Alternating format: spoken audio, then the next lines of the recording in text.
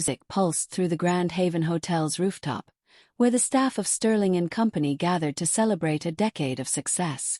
The normally reserved office buzzed with energy as employees, dressed to impress, let go of their daily stress. Among them was Daniel Foster, a tax consultant known for keeping to himself. But tonight, emboldened by champagne, he basked in the rare social spotlight.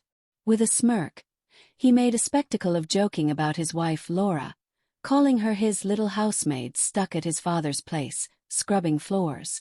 Some colleagues laughed, amused by his brazen humor, while others exchanged uneasy glances. Still, the celebration carried on, glasses clinking, conversations flowing, as if no one wanted to dampen the mood. Daniel wasn't the only one flying solo that night. Several employees welcomed the chance to enjoy a spouse-free evening. But his crude remarks about Laura stood out. When a slightly inebriated coworker asked about her, Daniel waved a dismissive hand and declared he had everything in order. To him, that meant Laura handled all the household burdens. He firmly believed that women belonged in the home, tending to chores and keeping their husbands comfortable. Surprisingly, a small group hung on to his words, chuckling at his exaggerated tales. Encouraged by their attention, Daniel continued, reveling in a sense of importance he rarely felt in the office. At home, however, Laura was indeed at Daniel's father's house. Walter Foster, Daniel's aging father, suffered from worsening health, and Laura had taken on the exhausting role of caregiver. Over the phone, Daniel had promised to return by 11. But as midnight passed, her calls went unanswered, the buzzing of her phone lost beneath the music and laughter of the party. Laura fought against sleep, her mind drifting to the report she had recently prepared for Daniel, an in-depth financial analysis brimming with insights. Unbeknownst to her, that very work had propelled Daniel into the office limelight, earning him personal praise from Sterling and Company's founder, Richard Sterling. Laura had graduated at the top of her class in economics, with professors predicting a remarkable future for her. But she had chosen marriage and family over corporate ambition. When Walter's health declined, Daniel insisted she leave her job to care for his father. Out of love for both men, she agreed. Yet on some nights regret crept in, her skills once so promising now lay dormant. Daniel, however, recognized her talent. Soon he began bringing home files, passing off complex financial problems for her to solve. To him it was convenient. To her, it felt like a small way to keep her mind engaged. Before long, he became entirely dependent on her calculations. He confidently presented her work as his own, never once acknowledging her contributions. Her sharp insights led to significant profit increases for the firm, earning Daniel a hefty bonus. Instead of sharing the news or the money, he indulged himself, reveling in the praise and perks. The rush of recognition fueled his ambitions, and sensing a potential promotion, he attempted to produce a groundbreaking report without Laura's help. But when he submitted his own calculations, his boss dismissed them as incoherent nonsense. Richard Sterling, the firm's owner, found Daniel's latest financial report uncharacteristically sloppy. The numbers were off, the insights lacking. Daniel quickly realized that without Laura's expertise, his ambitions would crumble. From then on, he continued bringing her work to the office, basking in the praise while pretending to be the mastermind behind every brilliant idea. That night, lost in the revelry of the company's anniversary party, Daniel lost track of time. The drinks flowed endlessly, fueling his inflated sense of importance. Eventually he staggered home at 3 a.m.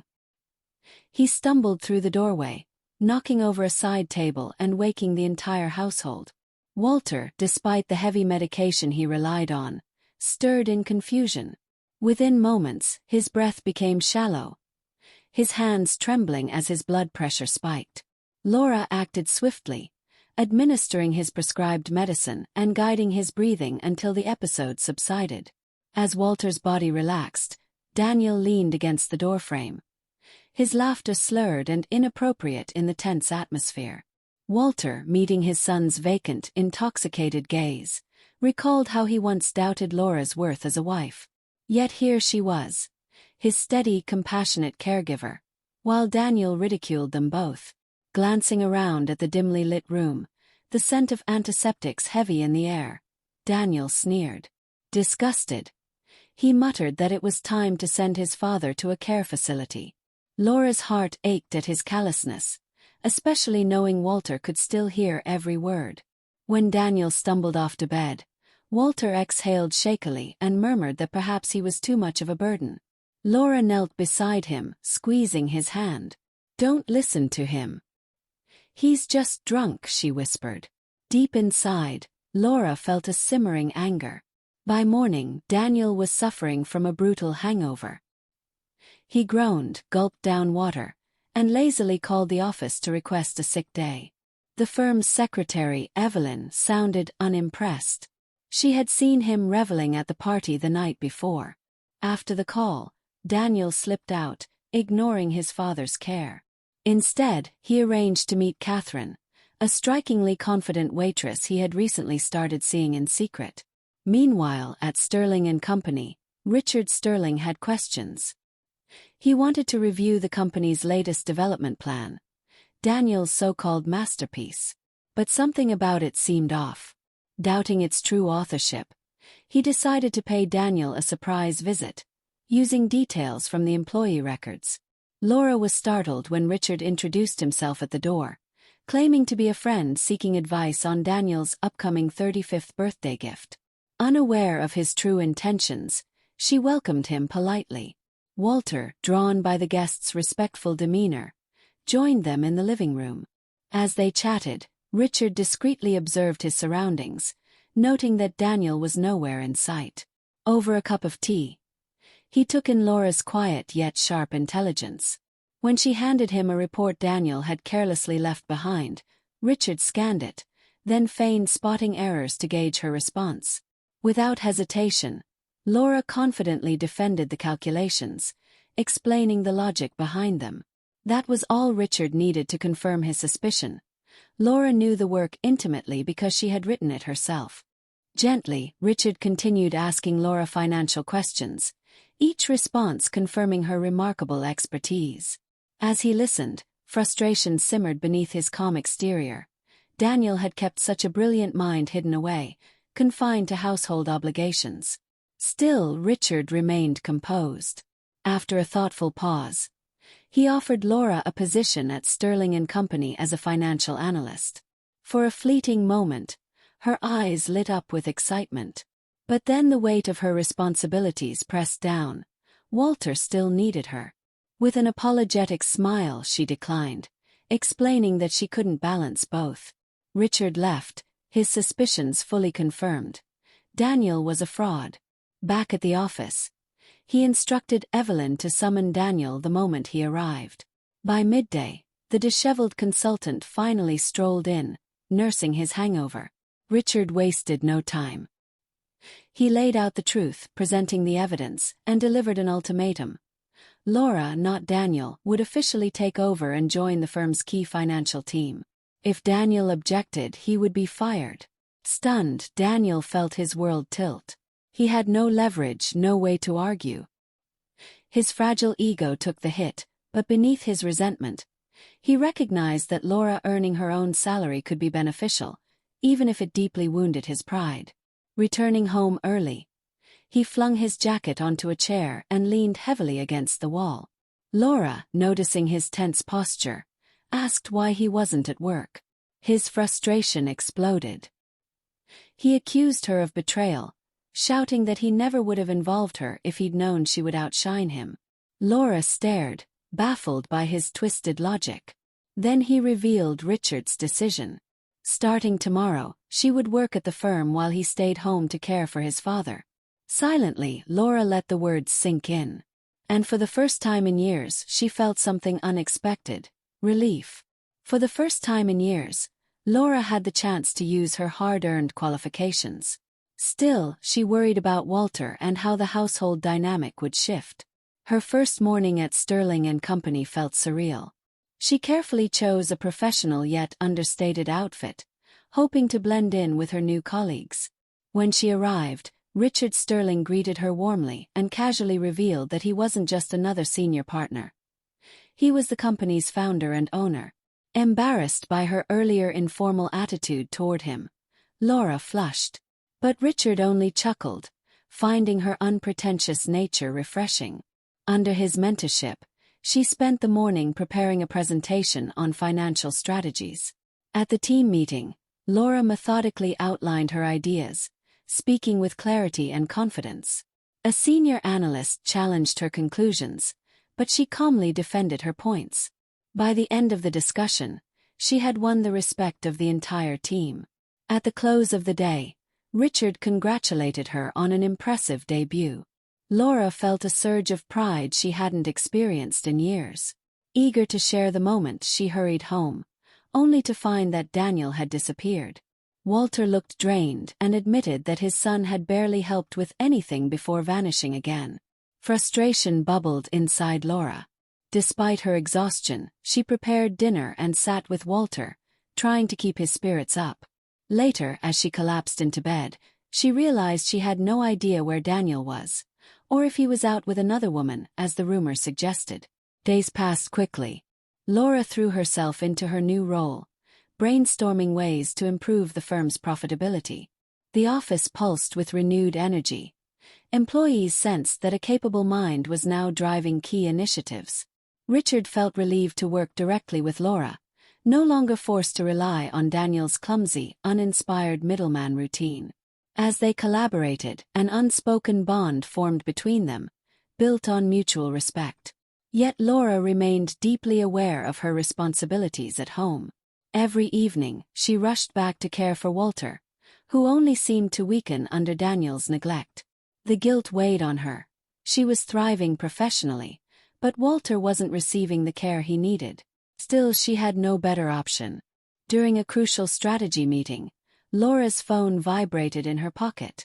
She always kept it on silent, but the same unknown number flashed repeatedly.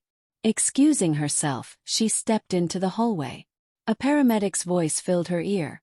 Walter had suffered a severe medical episode and had been rushed to the hospital. Stunned, she immediately tried calling Daniel. As expected, he was unreachable, likely wrapped up in his affair with Catherine. Laura's heart pounded as Richard, noticing her distress, offered his driver and insisted she leave immediately. Racing to the hospital, she gripped the seat, consumed by guilt. She whispered silent prayers, hoping Walter would pull through. At the hospital, the doctors delivered grave news. Walter was in critical condition. Laura sat rigidly on a waiting bench, eyes darting toward every corridor, desperate for updates. Minutes bled into hours. She called Daniel over and over, but his phone remained off. Finally, the head surgeon emerged, announcing that Walter's surgery had been successful. He was stable but under intensive care.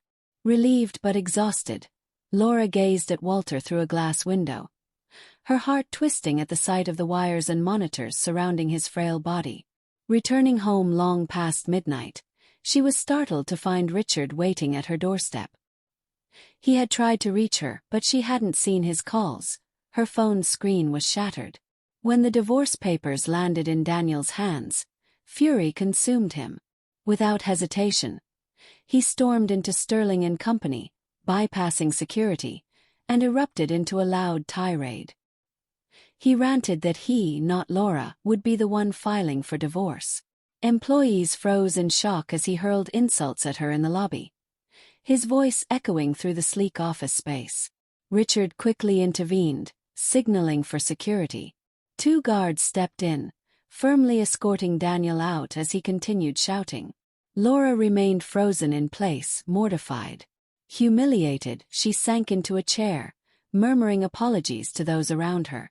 But Richard approached with quiet reassurance, telling her she had nothing to be sorry for. Yet, the incident was only the beginning of greater troubles. Key investors abruptly withdrew their support, and the firm's financial health took an unexpected hit. Richard, unsettled by the sudden downturn, suspected sabotage. His instincts proved right.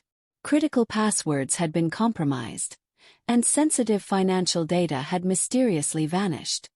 Daniel, bitter after losing both his wife and his job, made one final vindictive move. He stole confidential financial data from Sterling and Company and leaked it to competitors. Rival firms eagerly exploited the stolen information, triggering a crisis that threatened to bring Richard Sterling's once prosperous company to its knees. Morale plummeted. Employees resigned. Trust eroded. As the firm spiraled into financial peril, Laura faced a personal crisis of her own. Daniel's lawyer blindsided her in court, arguing that their apartment was his rightful inheritance. The judge ruled in his favor, leaving Laura with no legal claim to her home. She had 24 hours to vacate. Desperate, she packed her belongings, cursing her past naivete in trusting Daniel. With nowhere to go, she dragged her suitcase to the office, using an empty workspace as a makeshift bedroom. Determined not to give up, she stayed late every night, analyzing financial reports to find a strategy that could salvage the firm's credibility. In the silence of the empty office, she pored over spreadsheets, using every skill she had spent years refining. At the same time, Richard wrestled with personal struggles of his own. One evening, Laura overheard him on the phone, his tone uncharacteristically raw. He was pleading with someone about his 7-year-old twins. Their nanny was struggling, and the children were acting out, resenting their father's absence. Laura realized then, Richard was a single parent. His ex-wife had run off to France with a rival financier, leaving him to raise the children alone. The firm's crisis consumed him, stretching him thin between his role as a leader and as a father. Laura sympathized, recognizing a man drowning under pressure. Late one night, as Richard finished another exhausting call, Laura accidentally knocked over a stack of files. Embarrassed, she hurried to apologize. Instead of reprimanding her, Richard sighed and invited her to share some tea in his office. Over steaming cups, they opened up.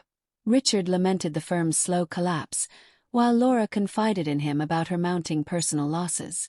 They bonded over shared hardships, discovering a mutual respect that hadn't existed before.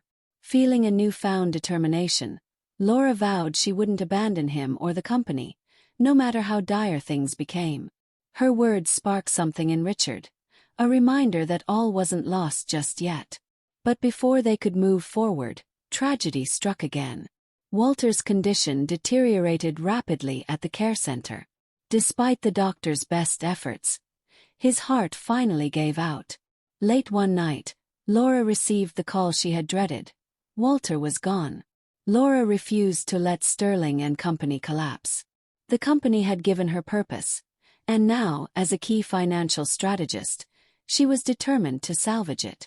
With the resources Walter had left her, she devised a rapid rescue plan. Her chance to repay Richard's trust. Early the next morning, she requested an urgent meeting with him.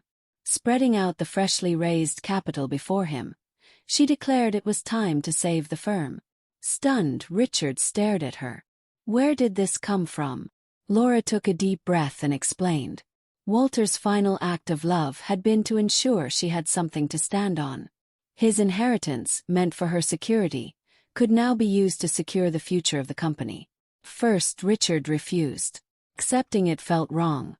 But Laura held firm, reminding him how he had once helped her when she had nowhere to turn. Sometimes, she said softly, help is necessary, for the greater good. Richard saw the sincerity in her eyes. Moved by her determination and generosity, he finally agreed. Together they tackled the company's mounting debt, modernized outdated systems, and launched a bold new campaign to restore client confidence. Slowly, the firm's fortunes began to shift. Investors who had lost faith took notice of Laura's sharp, decisive strategies. Her leadership didn't just stabilize the company, it inspired those who had once doubted its future. Laura's journey from an overlooked housewife to a respected financial expert had been anything but easy. She often reflected on Walter's final act, which had given her the strength to stand on her own. One afternoon, as she laid fresh flowers on his grave, she was startled by a frail, disheveled figure hunched nearby. Daniel. Gone was the arrogant man she had once known. His face was gaunt, his suit wrinkled, and his eyes hollow with grief. He turned to Laura, his voice trembling. He had finally come to pay his respects, though much too late. He admitted he was consumed by guilt, for abandoning Walter, for betraying Laura, for losing everything. Laura's emotions tangled between lingering resentment and unexpected pity. She had imagined running into Daniel again, but never like this. Before she could respond, Richard's familiar presence appeared beside her. He had come to pick her up. The moment he saw Daniel, his expression hardened. Desperate, Daniel pleaded for another chance at the firm. He had nowhere else to go. But Richard refused without hesitation. After Daniel's betrayal, there was no place for him at Sterling and Company. Laura silently agreed. She could never trust him again. And yet, as she watched his tears fall onto Walter's grave, a small part of her recognized the depth of his regret. He had lost more than his job or his reputation. He had lost everything that truly mattered. Hoping to find some measure of redemption, Daniel disappeared into the background of life. Meanwhile, Laura's world surged forward at an exhilarating pace. With her promotion secured, she now oversaw high-stakes financial negotiations and led a thriving analytics team. In the rare moments she wasn't buried in work, she found herself lingering over coffee with Richard, their conversations stretching longer each day. Richard's twin daughters, spirited and skeptical, had been wary of outsiders since their mother left. But Laura's warmth and patience gradually wore down their defenses.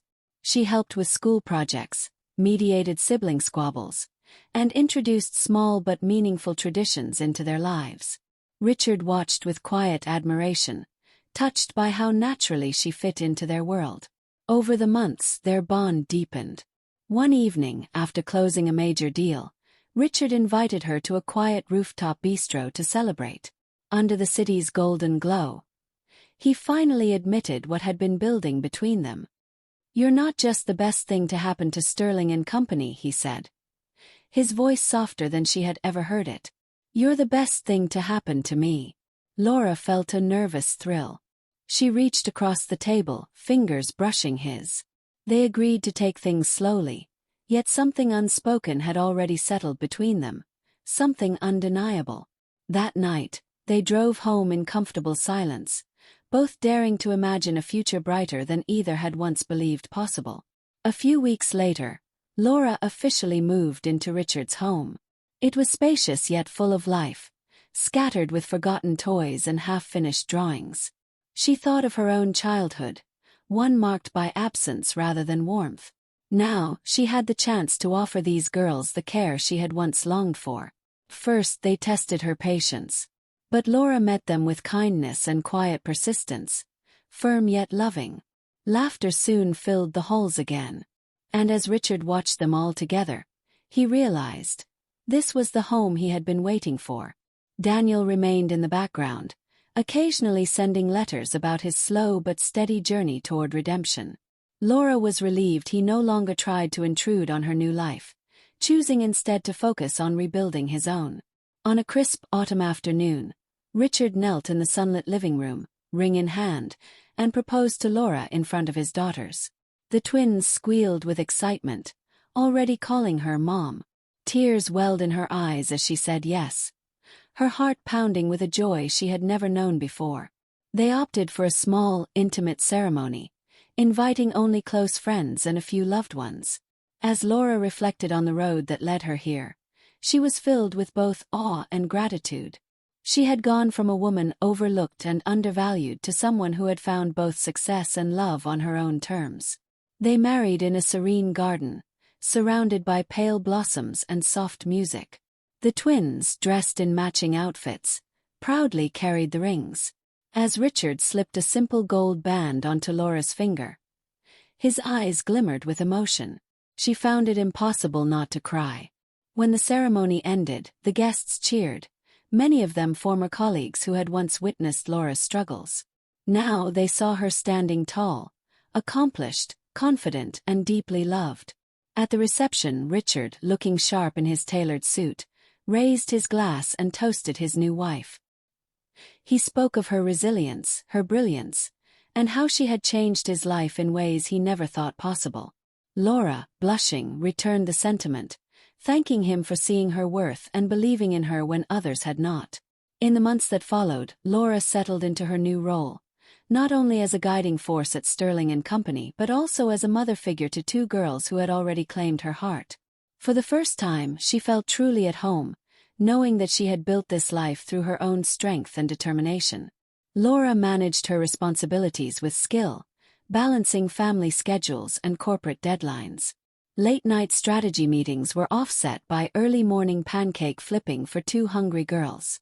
The seamless partnership she and Richard had built at the office extended into their home, where they planned vacations, household tasks, and business strategies in perfect sync. She found joy in the simplest moments, reading bedtime stories, reviewing quarterly reports, and watching the twins race through the house with boundless energy. Life was challenging yet deeply fulfilling in ways she had never imagined a year earlier. Just when everything seemed settled, Laura started feeling an unshakable fatigue. At first, she dismissed it as work stress. But a routine checkup revealed surprising news. She was pregnant.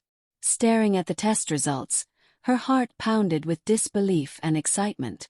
Motherhood was something she thought she had left behind, especially after the turbulence of her first marriage.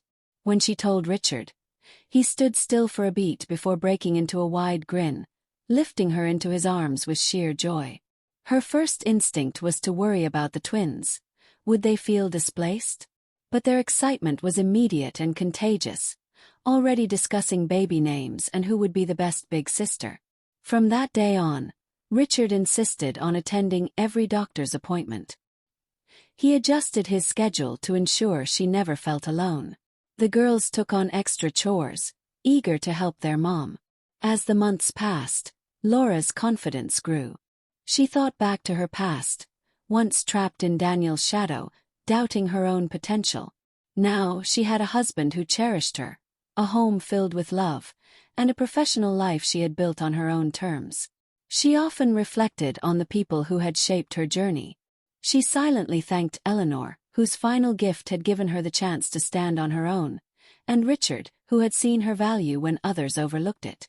Their routine shifted once more. Mornings now included Richard preparing her favorite tea, making sure she rested when needed. The company was stable enough that she and Richard could delegate more responsibilities to trusted managers. Colleagues fussed over her gently, ensuring she never overworked herself. And in the quiet moments as she cradled the gentle curve of her growing belly, Laura smiled, knowing this new chapter of her life was just beginning.